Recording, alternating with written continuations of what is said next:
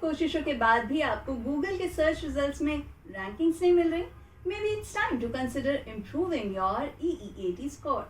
Google अपने users को जो कि गूगल का इस्तेमाल करते हैं टू सॉल्व अ पेन और चैलेंज, उन्हें ज़्यादा से ज़्यादा रिफाइंड और हाई क्वालिटी सर्च रिजल्ट्स देना चाहता है, और इसी कोशिश में उसने EAT को प्रमोशन देकर अब EEAT बना दिया है। और इस कॉन्सेप्ट का काफ़ी गहरा रिलेशन है आपके वेबसाइट की रैंकिंग से। तो क्या है ये भला, समझ लेते हैं डिटेल में। गूगल के पास अपने कुछ थर्ड पार्टी सर्च क्वालिटी रेटर्स रहते हैं जिन्हें गूगल हाईली ट्रेन करता है यूजिंग देयर एक्सटेंसिव गाइडलाइंस। जी हाँ, गूगल आज भी सिर्फ अपने एल्गोरिदम्स की नहीं, इंसान की मदद लेता है to understand and rate the enormous contents that are being uploaded online from all corners of the world on a daily basis। Google कहता है ये रेटर्स उसे इंफॉर्मेशन को ठीक से कैटेगराइज करने में मदद करता है ताकि उनके सिस्टम्स इंप्रूव होते रहें। तो हुआ ये कि दिसंबर 2022 में गूगल के सर्च क्वालिटी रेटर्स गाइडलाइंस को एक बार फिर अपडेट किया गया, और इस बार कंटेंट की क्वालिटी को इवैल्यूएट करने के लिए उसमें एक और एलिमेंट एक्सपीरियंस को ऐड किया गया है। और इसी के साथ अब द कॉन्सेप्ट ऑफ EAT, खाने वाला नहीं, जो कि एक स्टैंडर्ड था for judging the quality of web pages, वो अब बन गया है EEAT और EEAT। It stands for experience, expertise, authoritativeness and trustworthiness, with experience being the newest addition। बता दूं कि EAT का नाम सबसे पहले गूगल के सर्च क्वालिटी गाइडलाइंस में 2014 में आया था, और धीरे धीरे ये SEO के पर्सपेक्टिव से एक बहुत ही इंपॉर्टेंट एस्पेक्ट बनता चला गया। इसका सबसे ज्यादा इम्पैक्ट अगस्त 2018 के गूगल मेटिक अपडेट के बाद देखा गया। मेटिक अपडेट एक ब्रॉड कोर एल्गोरिदम अपडेट था जिससे कई सारी वेबसाइट्स जिनमें ज्यादातर हेल्थ एंड YMYL यानी कि your money your life category से जुड़ी हुई वेबसाइट्स थी, उनकी रैंकिंग्स अफेक्टेड हुई, कह सकते हैं mainly because of the lack of EAT in their main content। Now coming back to the current times, adding experience to evaluate content quality doesn't mean कि past के content production के best practices में बहुत significant tilt आ गया है। Instead ये quality evaluation में additional considerations की बात करता है ताकि users को satisfactory and higher quality results लाकर दे सके। गौर करने वाली बात ये रहेगी कि the addition of experience becomes all the more important जब पूरी दुनिया आर्टिफिशियल इंटेलिजेंस की ओर बढ़ रही है और उसकी मदद कंटेंट प्रोडक्शन में भी ली जा रही है। इसका मतलब ये निकल के आता है कि using AI generated content on mass level won't help you outperform your competitors, but quality content will do. क्यों? क्योंकि नो मैटर AI आपके लिए कितना ही कंटेंट लिख दे, पर अगर एक्सपीरियंस की बात करें तो आर्टिफिशियल इंटेलिजेंस आपके किसी टॉपिक या प्रोडक्ट के बारे में एक्सपीरियंस नहीं क्लेम कर सकता।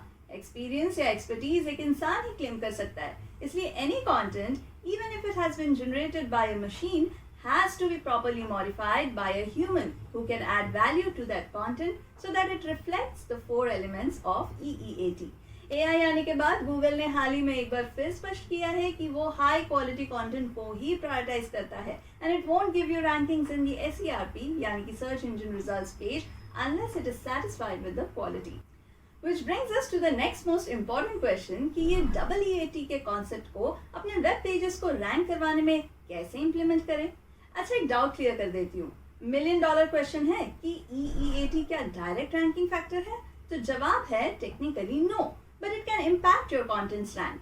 कंफ्यूजिंग हो सकता है, बट ये बेसिकली गाइडलाइंस है to determine what content is high quality and should be ranked higher and is part of several different aspects of Google's algorithm। Anyways, coming back to the previous topic, so बात ये है कि Google आपको सीधे सीधे जवाब तो नहीं देगा कि उसके एल्गोरिदम्स कैसे किसी वेबसाइट की रैंकिंग तय करती हैं, बट अगर आप गूगल के नजरिए से कौन सा कंटेंट हाई क्वालिटी का होगा समझना चाहते हैं तो उसके लिए क्वालिटी रेटिंग गाइडलाइंस को ही एज ए टेक्स्ट बुक ले सकते हैं। सो आगे हम उसी की मदद से समझने की कोशिश करेंगे कि कैसे आपका कंटेंट क्वालिटी गूगल के मन को भा सकता है। अभी कुछ देर पहले मैंने बताया था कि गूगल के मेटिक अपडेट का असर सबसे ज्यादा योर मनी योर लाइफ और YMYL साइट्स पर पड़ा था। तो ये YMYL साइट्स को पहले थोड़ा सा समझ लेते हैं कि ये होती क्या है। तो your money your life sites या पेजेस वो होती हैं जिनका एक सर्च यूजर की लाइफ पर रियल वर्ल्ड इफेक्ट पड़ता है या पड़ सकता है। ऐसी वेबसाइट्स जो कोई प्रोडक्ट सेल करती हैं या सर्विस देती है या फिर इंफॉर्मेशन प्रोवाइड करती हैं जिससे किसी यूजर के हैप्पीनेस, हेल्थ, फाइनेंशियल स्टेबिलिटी और सेफ्टी पर असर पड़ता है, उन्हें YMYL साइट्स या पेजेस कह सकते हैं। सो अगर आपका साइट स्पेशली मेडिकल, लीगल या फाइनेंशियल साइट्स के अंडर आता है तो गूगल फटाफट अलर्ट मोड पर आ जाता है और आपके कंटेंट का इवैल्यूएशन शुरू कर देता है। एंड दैट्स वाई आपके रैंकिंग के लिए गुड EEAT स्कोर होना बहुत ज़रूरी है। अब गूगल को अपने एल्गोरिथम्स क्यों टाइटन अप करने पड़े? जवाब साफ है कि गूगल अपने यूजर्स को ऐसे सर्च क्वेरी रिजल्ट्स नहीं देना चाहता जो उनके लिए एक good and reliable source of information नहीं है on that particular topic. For example, अगर आप हेल्थ केयर पर कंटेंट लिखते हैं तो गूगल आपके कंटेंट को अपने सर्च यूजर को रेकमेंड करने से पहले जानना चाहेगा कि आप उस कंटेंट को लिखने के लिए कितने एलिजिबल है। क्या आप मेडिकल बैकग्राउंड से आते हैं? क्या आप उस लेवल या हायरार्की पर हैं जहां से आप उसके बारे में इन्फॉर्म्ड कंटेंट लिख सकें और लोगों को सलाह दे सकें? आपको पूरी नॉलेज है कि आप क्या लिख रहे हैं? और ये गूगल कैसे चेक करेगा? साइटेशंस की मदद से, जो गूगल एक्सपेक्ट करता है कि आपके पास होनी चाहिए, such as Google Business Profile, social profiles, mentions in the news, links from business partners, etc. All these are signals that Google can use to verify the reliability of your content online. अगर हम experience को थोड़ा और समझने की कोशिश करें तो बहुत ऑब्वियस है कि एक फर्स्ट हैंड एक्सपीरियंस किसी भी बात का वजन बढ़ा सकता है। आप कोई भी प्रोडक्ट ऑनलाइन खरीदने से पहले प्रोडक्ट रिव्यूज पढ़ते हैं, कोई सर्विस लेने से पहले टेस्टिमोनियल्स पे नजर डालते हैं, केस स्टडीज देखते हैं। All of these demonstrate the first hand knowledge of a product or solution and comes out of personal experience. But at the same time, especially for YMYL sites, आपसे एक level of expertise भी expect किया जाता है, specially अगर आप बात कर रहे हैं ऐसे टॉपिक पर that can cause significant impact और हार्म।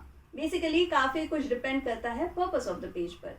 अपने टेक्स्ट बुक यानी कि Google search quality evaluators guideline से ही एग्जाम्पल लेते हैं। सो ये कहता है कि कई बार किसी YMYL टॉपिक का पर्पस होता है इंफॉर्मेशन या एडवाइस ऑफर करना, जिसके लिए एक हाई लेवल ऑफ एक्सपर्टीज होनी चाहिए। वहीं कुछ YMYL topics are created to share personal experiences. ये आपको ज्यादातर देखने को मिलेगा डिफिकल्ट लाइफ चैलेंजेस के बारे में। समझाती हूँ। कुछ लोग कई बार इंटरनेट का रुख करते हैं डिफिकल्ट टाइम्स में एक दूसरे से इंस्पिरेशन लेने के लिए या फिर देने के लिए, एक कंफर्ट लेवल लाने के लिए, दूसरों से सीखने के लिए। यहाँ शायद एक एक्सपर्ट एंड अथॉरिटेटिव सोर्स से आया हुआ ज्ञान हमें पसंद ना आए। हम चाहेंगे कि जो इस सिचुएशन से गुजर रहा हो उसकी बात सुने। वहीं in some cases some type of YMYL information and advice must come from experts. Example लेते हैं, स्लीप चैलेंजेस व्हेन प्रेग्नेंट। तो यहाँ अगर कोई non medical safe first hand life experience share करता है, जैसे कि how to safely use pillows for maximum comfort to ensure a good night sleep, यहाँ valuable sharing of life experience है। इस केस में जिसे एक्सपीरियंस है उसे ज्यादा EEAT स्कोर मिलेगा then those who only have high level of expertise. वहीं अगर क्वेरी है स्लीप मेडिकेशन की that are safe during pregnancy, यहाँ इंफॉर्मेशन या advice must come from an expert. Expertise जहाँ ज्यादा मैटर करता है, जैसा कि स्लीप मेडिकेशन हुआ, तो यहाँ you can likely benefit by adding author bios to help your readers and Google understand the author's expertise. इस ऑथर बायो को आप फर्दर एक ऑथर पेज से भी लिंक कर सकते हैं जहां ऑथर का बैकग्राउंड डिटेल में दिया जा सके गूगल को फर्दर इंफॉर्मेशन देने के लिए।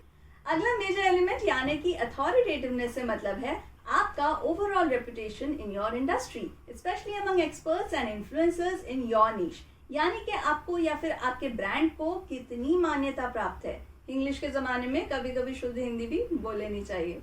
एनीवेज, क्वालिटी रेटर्स को क्रिएटर, कंटेंट एंड वेबसाइट का अथॉरिटेटिवनेस रिव्यू करने को बोला जाता है। इट्स ऑल अबाउट आप कौन है, आपका रेपुटेशन कैसा है, क्या एक्सपर्ट्स आपके कंटेंट को मेंशन करते हैं, क्या आपके इंडस्ट्री की दूसरी अथॉरिटीज अपनी बात बेहतर समझाने के लिए आपके कंटेंट का लिंक प्रोवाइड करती हैं, एटसेट्रा।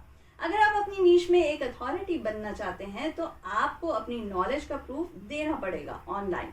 ऑफलाइन आप कितने ही गुनी एक्सपर्ट हों, बट अगर आपका ऑनलाइन एग्जिस्टेंस एंड रेपुटेशन नहीं है तो आपको अथॉरिटी बढ़ाने के लिए काम करना पड़ेगा। दो तरीके मेंशन करूंगी, link building and topical authority.